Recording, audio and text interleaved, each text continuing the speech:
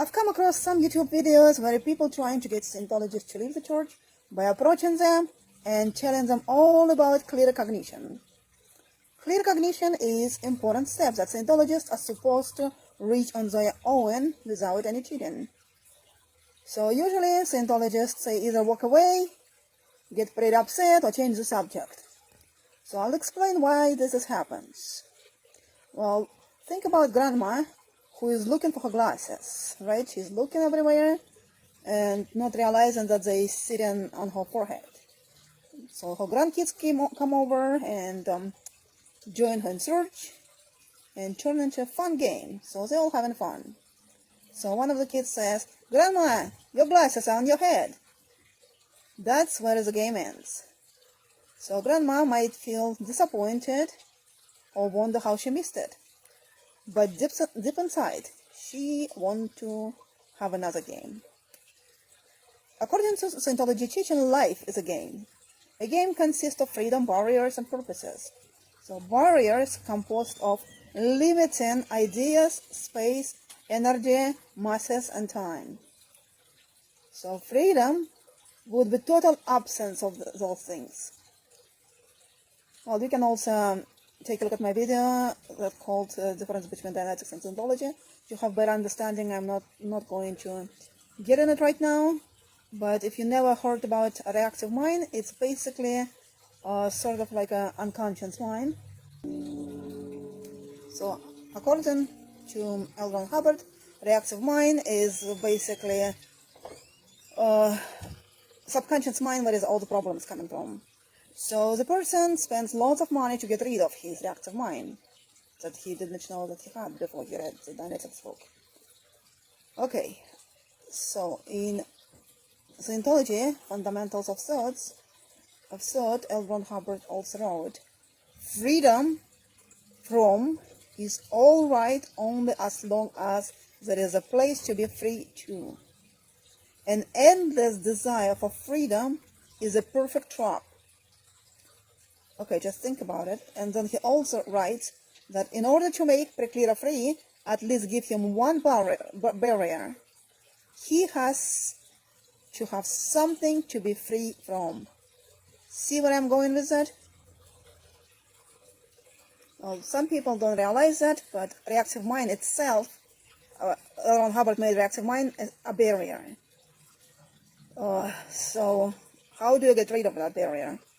Well, let's say a person starts creating something, for example, driving a car, and first he consciously starts driving it, like pressing buttons and everything, and then his actions turn into automatic actions. So he's not thinking when to press gas, when to press brakes. So according to Ron Hubbard, to stop any creation, it can be established that once new was creating, so just find that thought and making it known again. So if it doesn't make sense, I can try to explain it better. Well, imagine a little child, right? And he made up, I'm saying made up, imaginary friend. So at first, he made up friend protects him from danger, warning him that something threatening is coming.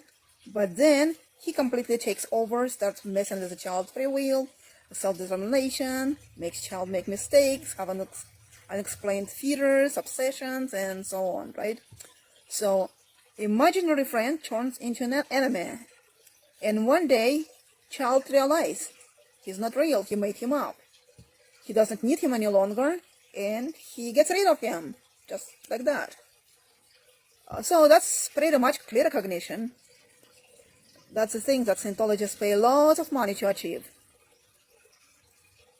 Okay, and now when you understand that, let me just talk a little bit, few other things. So in Scientology, mock-up, it's a mental image that's created by a Thetan was a spiritual being yourself, and for the Thetan, and doesn't consist a photograph of the physical universe.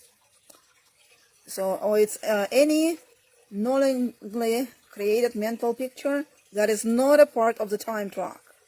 So, like to me, it's basically it's imagination.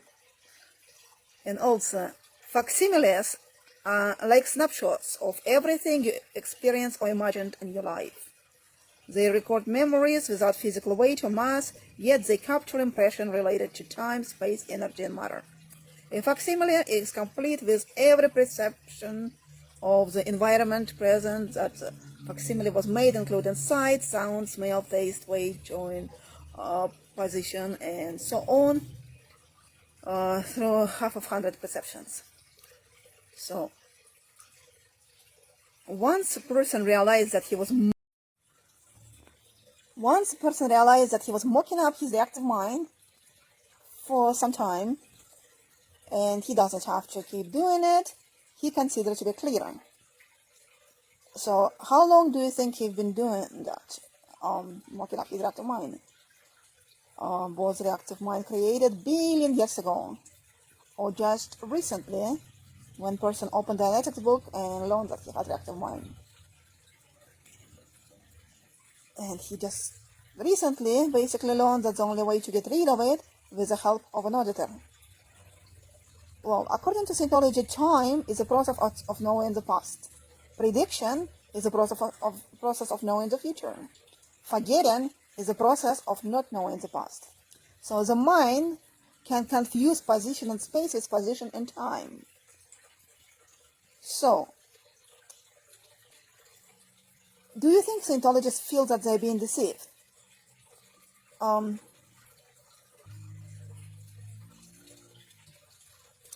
I've heard some people compare Scientology to the Wizard of Oz. And that's interesting analogy. In the story, the Thin Man, the Lion, and the Scarecrow, they each have a quest together.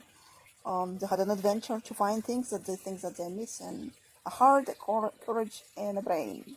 And at the end of the story, they realize they already had all these qualities all along, and that they've been deceived. So, if somebody would ask them, would you recommend this quest to others? I'm sure they would say yes.